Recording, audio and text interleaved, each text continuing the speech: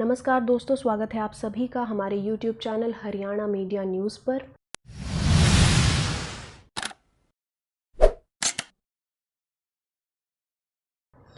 दोस्तों, जो बात हम आज करने जा रहे हैं, हमें शायद उसके अंदर आपकी संवेदना की ज़रूरत ज़्यादा होगी। अभी हाल ही में अंतर्राष्ट्रीय बेटी दिवस मनाया गया था। हर तरफ खुशी का माहौल था, हर कोई बेटियों को सम्मान दे रहा था। उनके साथ फ़ोटो सोशल मीडिया पर हर माता पिता ने पोस्ट की थी, ये बताने के लिए कि बेटियां किसी पर बोझ नहीं होती हैं।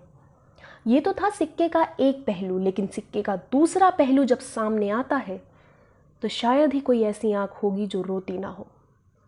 ये पहलू है उन दरिंदों का जो बेटियों की अस्मत के साथ खिलवाड़ करते हैं। 16 दिसंबर आपको याद होगा, जब निर्भया के साथ दरिंदगी की गई थी और उसकी जब मौत हो गई थी तो पूरा देश सड़कों पर उतर आया था। सबके हाथों में मोमबत्तियां थीं और आंखों में इन दरिंदों के लिए क्रोध की ज्वाला। सभी की मांग थी कि इन्हें फांसी की सज़ा दी जाए। 7 साल बाद जब इन दरिंदों को फांसी की सज़ा दी गई तो सभी के कलेजों को ठंडक मिली और उम्मीद थी कि शायद अब कोई और निर्भया जिंदगी की जंग नहीं हारेगी। शायद किसी और के साथ ऐसी अमानवीय घटना नहीं होगी। परंतु अफसोस है, ऐसा कुछ भी नहीं हुआ। इसके बाद भी कई बेटियां दुष्कर्म की शिकार हुईं।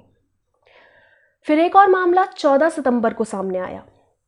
इस घटना ने एक बार फिर पूरे देश को हिलाकर रख दिया।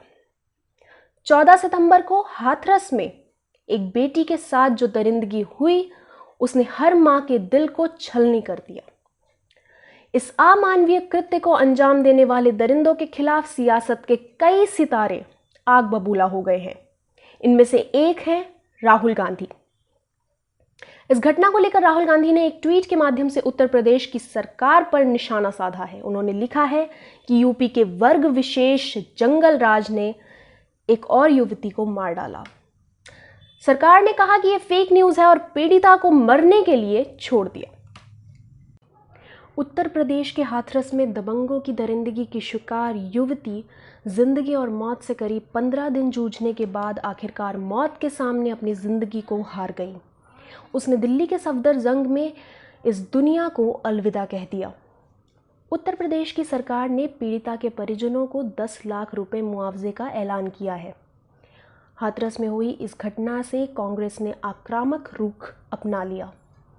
इधर महिला कांग्रेस की कार्यकर्ताओं ने दिल्ली में प्रदर्शन किया और उधर उत्तर प्रदेश की प्रभारी महासचिव प्रियंका गांधी ने स्वयं पीड़िता के परिजनों से बात की।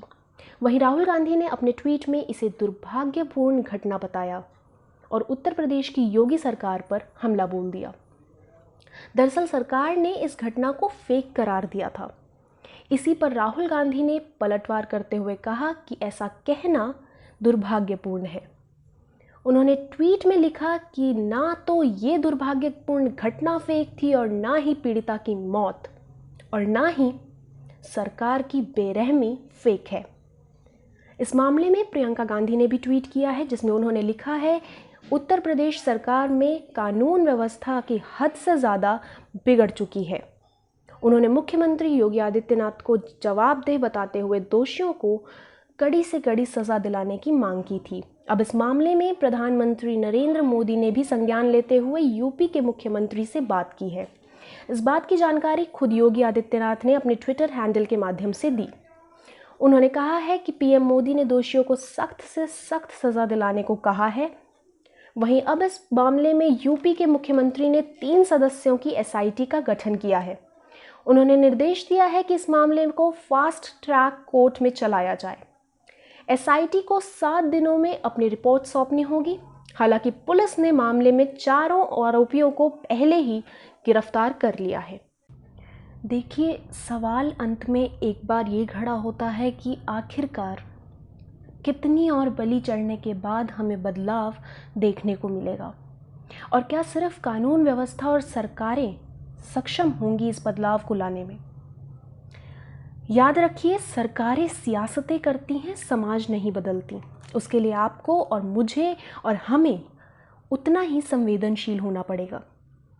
ज़रूरी है कि जिस 10 साल के बच्चे को आप फ़ोन, लैपटॉप, इंटरनेट के माध्यम से सारी दुनिया की समझ सौंप देते हैं, उसे बिठाकर, दिखाकर ये भी समझाया जाए कि ऐसी अमानवीय घटना निंदनीय है, पाप है, अपराध है।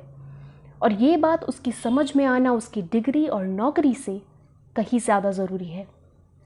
ये बात अपने बच्चों से करना, अपने भाई बहनों से करना अनुचित नहीं, ज़रूरी है।